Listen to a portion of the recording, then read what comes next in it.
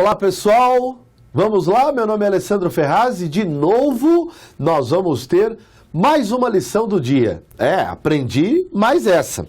Agora, o professor Ricardo Andreucci, que me presenteou com essa obra, quem perdeu a outra parte de crime de racismo, né? Por favor, vai atrás aí, porque tem uma aula excelente que foi baseada aqui na obra do mestre Legislação Penal Especial, editora Saraiva. Gente, eu fiquei impressionado com esse livro porque o Andreucci conseguiu colocar aqui, abuso de autoridade, biossegurança, Código Brasileiro de Trânsito, criança e adolescente, ficou muito legal isso aqui. Poxa, no tempo que eu estudava não tinha um livro com tanta lei organizadinha e comentadinha como está aqui não. E tem tudo, hediondo. E é justamente a aula de hoje do professor, é a Lei 8.072 de 90. Pessoal, só para iniciar a aula, eu queria que vocês observassem. Eu me lembro que eu discutia, o professor Andreucci deve rir disso, né? Porque ele não deve ter passado essas dificuldades na vida. Eu não sabia, para mim hediondo, um monte de crime hediondo, né? Todo crime é hediondo, professor. O que é o hediondo? Da onde vem esse hediondez? Vem da nossa cabeça ou é do legislador tal? Bom, nesse panorama aí do professor, ele vai falar para vocês o que é considerado hediondo, quais as consequências. É uma aula bacana, eu quero que vocês aproveitem bastante e quando comprar o livro, traz aqui para o professor, vem aqui no NEAF, dá um pulo aqui, para autografar e tirar uma foto com essa figura que eu adoro, que é o professor Ricardo Andreucci. Tchau, pessoal, boa aula, eu aprendi mais essa. Olá, pessoal, eu sou o professor Ricardo Andreucci, eu sou procurador de Justiça do Ministério Público de São Paulo, onde já atuo há aproximadamente 26 a 27 anos. Eu sou mestre, doutor e pós-doutor em Direito, professor universitário de cursos preparatórios para as carreiras jurídicas e OAB. Também sou professor do NEAF. Tenho a alegria de estar aqui com vocês hoje, graças ao convite do professor Alessandro, para trabalhar um pouquinho sobre legislação especial, não é? Então, eu quero agradecer do professor Alessandro pela oportunidade, não é? E dizer para vocês que eu aproveito esse ensejo para mostrar a vocês uma obra que acaba de ser lançada minha, aliás, já está na 10ª edição, mas saiu a edição 2015 agora recentemente, Legislação Penal Especial, não é? O que é a legislação penal especial, pessoal? Por que nós vamos falar hoje? Hoje nós vamos falar da lei dos crimes hediondos, tá? Então, o que é a legislação penal especial? Justamente aquela legislação que vem após o Código Penal, não é? Então, em direito penal, a gente estuda a parte geral, está aqui o Código Penal, uma das edições, né, do Código Penal. Então, nós temos aqui a parte geral do Código Penal, a parte especial e toda uma legislação que acompanha o Código Penal. Então, aqui nós temos Código de Trânsito, aqui nós temos Lei de Licitações, né? Nós temos Lei Maria da Penha, nós temos Código de Defesa do Consumidor, Criança e Adolescente, Estatuto do Idoso, Crimes contra o Sistema Financeiro, Execução Penal e tudo, um monte, crimes eleitorais, crimes contra a economia popular, e aí tem toda a legislação que muitos chamam de legislação complementar, também chamada de legislação penal especial ou legislação extravagante. Então é justamente essa legislação. Cai muito em concurso, cai na magistratura, cai no Ministério Público, cai na Defensoria Pública, cai no concurso para delegado federal, cai no concurso para delegado estadual, cai em todos os concursos da área jurídica em que seja pedido direito penal e processo penal, não é? Então, obviamente, você que vai prestar um concurso dessa natureza, você que é profissional do direito, você que é advogado, você que exerce uma carreira pública que precisa de uma legislação especial, essa obra é indicada justamente para que você aprofunde os seus conhecimentos, tá bom? Vamos falar um pouquinho da lei dos crimes hediondos, pessoal. Você já ouviu falar em crime hediondo? Da onde vem o adjetivo hediondo, né? Que nem o professor Alessandro falou, mas o que é o hediondo, né? Horrível, é um crime bárbaro, é um crime terrível, um crime de severíssimas consequências. O Brasil adotou, pessoal, um critério chamado critério legal. O Brasil pegou alguns crimes que já existiam no Código Penal e nas leis especiais e jogou dentro de uma lei, isso no ano de 1990, e criou a chamada Lei dos Crimes Hediondos, né, pessoal? Quer ver? Vou voltar aqui um pouquinho da tela para pôr para você aqui, ó. É a Lei 8.072, de 25 de julho, dispõe sobre os crimes hediondos, tá? Na verdade, o termo hediondo é horrendo, terrível, aquela coisa. Selecionaram alguns crimes e colocaram na lei. Não é? Que crimes são esses, professor? Olha eles aí, né? Artigo 1º, eles estão todos aí arroladinhos. Então você quer saber quais são os crimes hediondos que eu tanto ouço falar, não é? Estão aqui. Então, artigo 1º, são considerados hediondos os seguintes crimes, todos tipificados no Código Penal, tentados ou consumados. O homicídio, quando praticado em atividade típica de grupo de extermínio, ainda que cometido por uma só pessoa, um só agente, e o homicídio qualificado, todas aquelas hipóteses do artigo 121, parágrafo 2º, 1, 2, 3, 4, 5 e 6, tá? As qualificadoras todas do homicídio estão aí. Então, homicídio é crime hediondo. Latrocínio, que é o roubo com resultado morte. Extorsão qualificada pela morte, também crime hediondo. Extorsão mediante sequestro, crime hediondo. Estupro, crime hediondo. Estupro de vulnerável, né? Quem é o vulnerável? Aquela pessoa que tem menos de 14 anos, ou que não pode oferecer resistência, ou que tem um problema mental, essa pessoa é considerada vulnerável. Epidemia com resultado morte, também é crime hediondo. Falsificação, corrupção, adulteração ou alteração de produto destinado a fins terapêuticos ou medicinais, também é crime hediondo.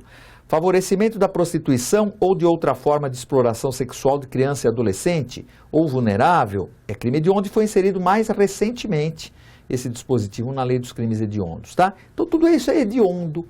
E tem ainda mais um, que é o genocídio. Está no parágrafo único, considera-se também hediondo o crime de genocídio. Tá? Então esses são os crimes hediondos, por isso que é um sistema legal, um sistema de rol, de lista, tem a listinha de quais são os crimes considerados hediondos. Tá? E ainda no artigo 2º, aqui no caput do artigo 2º, nós ainda temos os crimes que são chamados de equiparados, assemelhados ou assimilados a hediondos. Então é muito comum você dizer, você ouvir dizer o seguinte, esse crime é equiparado a hediondo, esse crime é assimilado a hediondo. O que que é? Tortura, terrorismo e tráfico. Então tá ali, ó, os crimes hediondos, a prática de tortura, tráfico e terrorismo são insuscetíveis de anistia, graça, indulto e fiança. Já vamos conversar sobre isso, vamos ficar só no caput. Os crimes hediondos, e ele põe, além dos crimes hediondos, a prática de tortura, de tráfico e de terrorismo. Ou seja, a tortura, o tráfico e o terrorismo são equiparados a hediondos. Não são hediondos, são tratados como hediondos. Ou seja, tem pela Lei 8.072 de 90 o mesmo tratamento dos crimes hediondos. Entenderam? Por isso que eles são chamados de assemelhados ou assimilados a hediondos ou equiparados a hediondos. Guarde sempre, são os 3 T's, tá? Tortura, tráfico e terrorismo. Não interessa a ordem. Terrorismo, tráfico, tortura, tráfico, terrorismo. Não interessa. São os 3 T's. São equiparados, assimilados a hediondos. Então, os crimes hediondos e os 3 T's, né, tortura, tráfico e terrorismo, são insuscetíveis de, ou seja, não cabe o quê? Anistia, graça e indulto. Anistia, graça e indulto, pessoal, são institutos do direito penal, que são formas de perdão, tá? E aí, numa outra oportunidade, a gente aprofunda um pouquinho esses conhecimentos. Eu não vou me ater muito aqui ao que é anistia, o que é graça, o que é indulto, porque isso não vem ao caso nessa rápida explanação que nós estamos dando sobre a lei dos crimes hediondos, tá bom? E você que é da área jurídica, você sabe o que significa anistia, graça e indulto. Quem não é uma forma de perdão, tá bom? Então não cabe aqui. E a fiança também não cabe nos crimes hediondos. Ah, professor, mas antigamente falava também em liberdade provisória. Ah, nos crimes hediondos, na redação antiga do artigo 2º, não cabia fiança e nem liberdade provisória. Em 2007, com o advento de uma lei, que é a Lei 11.464 de 2007, o que aconteceu? O legislador tirou a expressão liberdade provisória. Porque antes estava o seguinte aí, os crimes hediondos e assemelhados são insuscetíveis de anistia, graça e indulto. 2. Insuscetíveis de fiança e liberdade provisória. Tiraram a liberdade provisória. Então, o que a gente conclui daí? Que hoje em dia cabe liberdade provisória em crimes hediondos e assemelhados, porque a vedação ficou só com a fiança. Ah, mas a fiança também é uma forma de liberdade provisória? Tem a liberdade provisória com fiança, mas tem a liberdade provisória sem fiança. Então, essa cabe, a sem fiança cabe, com fiança não cabe, porque mantiveram ainda essa proibição aí nesse inciso 2º que você está vendo, tá bom? Que mais, professor? Veja só. Parágrafo 1º. A pena por crime previsto nesse artigo, ou seja, crimes hediondos e assemelhados, será cumprida inicialmente em regime fechado. Quando a lei foi editada em 1990, aí estava, ao invés de inicialmente, estava integralmente. É integralmente fechado. Agora não, inicialmente. Significa o quê? que ele pode progredir. O réu pode progredir de regime prisional. Começa no fechado, obrigatoriamente, depois passa para o semiaberto e para o aberto, tá?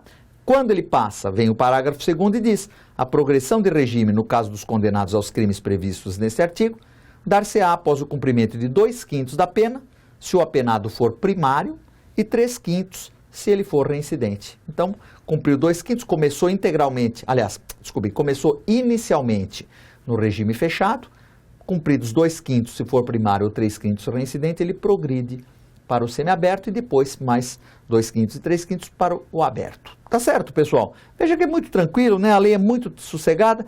E aí ele fala, parágrafo 3º, em caso de sentença condenatória, o juiz decidirá fundamentadamente se o réu poderá apelar em liberdade, tá bom? Então pode apelar em liberdade em crime hediondo, claro que sim.